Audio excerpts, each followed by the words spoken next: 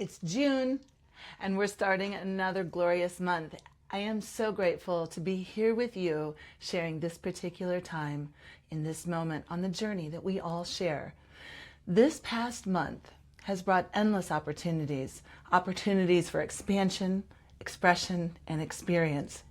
And as we go into this new month of June, I would like to revisit a deeper perspective of one of my all-time favorite expressions.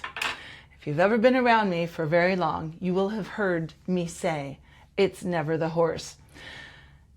Starting right here, I feel like there's a misunderstanding that runs through the spiritual community, and I want to address it because it may be keeping you from trusting your own evolution. Many people believe that as they grow in consciousness, the difficult emotions stop coming, that fear fades and that disappointment completely dissolves, and that one day, if you do enough inner work, you get to arrive at a state of peace, that you're untouched by the turbulence of being human. And I get it. I understand why we might long for that. But it isn't true. And more importantly, it's not even the point. Higher consciousness does not mean fewer human experiences. On the contrary, when you evolve into higher levels of consciousness, you may feel even more called into experiences because now you know the gifts that are there, and you're so excited because you're aware and awake enough to fully appreciate each moment. The greatest gift being that there is less unconsciousness within those experiences that you do choose. So what do I mean by less unconsciousness? Well, when something triggers you, or when disappointment creeps in, or fear rises, or maybe anger moves through your body, that's not evidence that you've fallen back. It's not proof that the work that you've done isn't working. That is your humanity. And your humanity is not in conflict with your consciousness. What does change as you evolve, it's not the presence of emotion. Emotion still exists.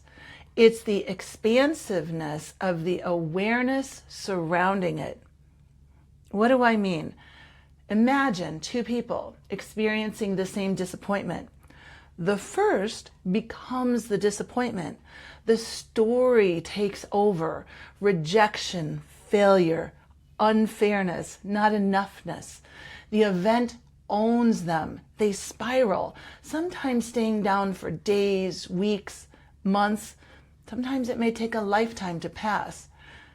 The second person feels the disappointment, has the same heaviness in the body, maybe the same contraction, but instead of becoming it, they remain the witness of it.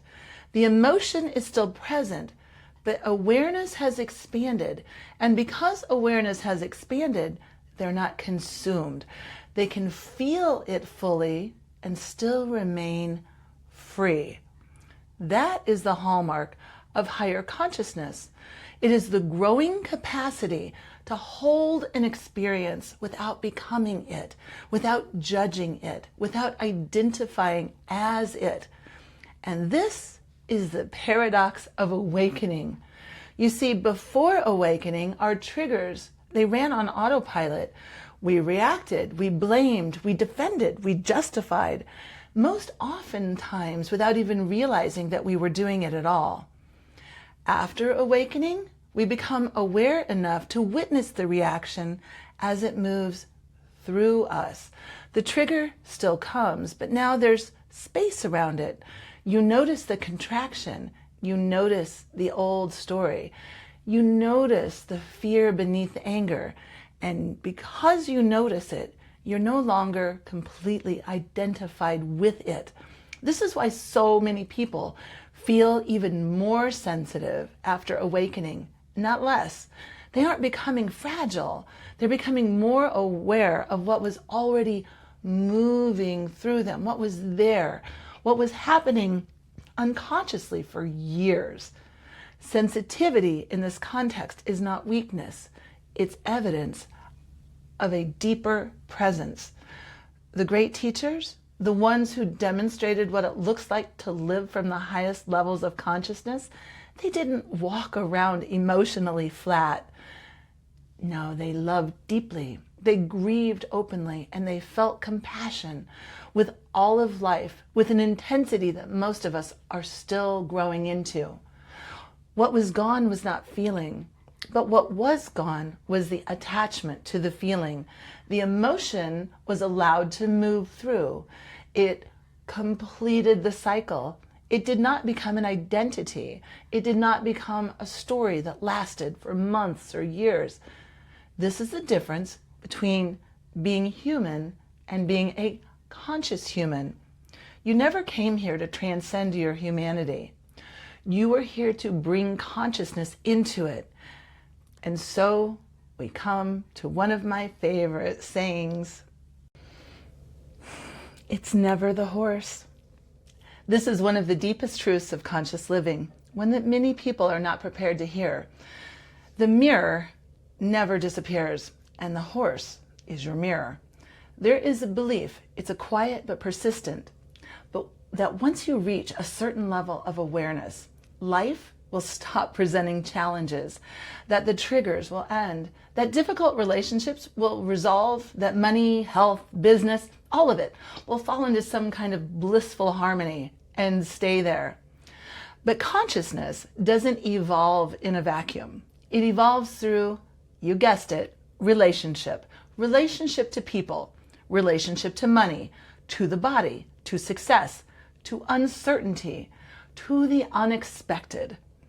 Life continually reveals the places where we are still fragmented from our own wholeness. This isn't to punish us or to set us back, but because this is how expansion actually works. I use the example of the horse often, and I mean it every time. Maybe it's loading into a trailer or walking down a trail, crossing a bridge. Maybe it's standing still. Any number of things where the human says, this should be easy, and the horse says, not today.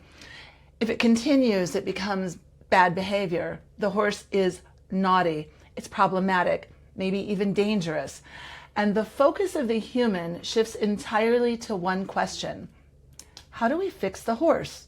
But it's in that moment, the moment that we decide that something needs to be fixed, that we are given a rare and powerful opportunity to look within. And we almost never do. The horse won't load into the trailer. It looks like stubbornness. But if you slow down and you really look, maybe the handler is in a hurry. Maybe the trust was never built long before the trailer ever came into the picture. Or maybe the expectation is already there that this is never going to work. Whatever it is, I promise you, it's never the horse, because everything in our world is a reflection of us, even and most especially our animals. They are our mirrors, beautiful, honest mirrors, reflecting not just our actions, but our energy, our beliefs, and our internal state of being. But most of all, what we reflect back is the relationship that we have with ourselves. Our animals, they meet us without judgment. They meet us without condemnation. And yet, when they don't do what we want, we blame them. We force our will upon them, all in an attempt to feel safe or accomplished or in control. But what if, instead of trying to change their behavior, we paused and we looked at what came up inside of us in that moment? Because right there, in the frustration, in the tension, in the reaction, this is where the real opportunity lies. Because it's always the relationship first. And the first relationship to always look at is the one between you and you. We're no different in our human relationships. They are our mirrors too. And yet we so often ask, why are they being like this? Oh, if they just didn't do that, I would feel so much better. Which is really just another way of saying, why is this happening to me? But what if we asked a different question? What is this horse, this person, this situation trying to show me right now? And this is the shift from blame to responsibility. And it is a moment in every person's journey that changes everything. It doesn't always arrive dramatically. Sometimes it comes quietly in the middle of an ordinary frustration or at the end of a difficult season. But when it does arrive, nothing is ever quite the same. It is the moment that you stop asking, why is this happening to me? And you begin asking, what is this revealing within me? This is the shift from blame to responsibility. And I want to be precise about what I mean by responsibility, because it's not the same as fault.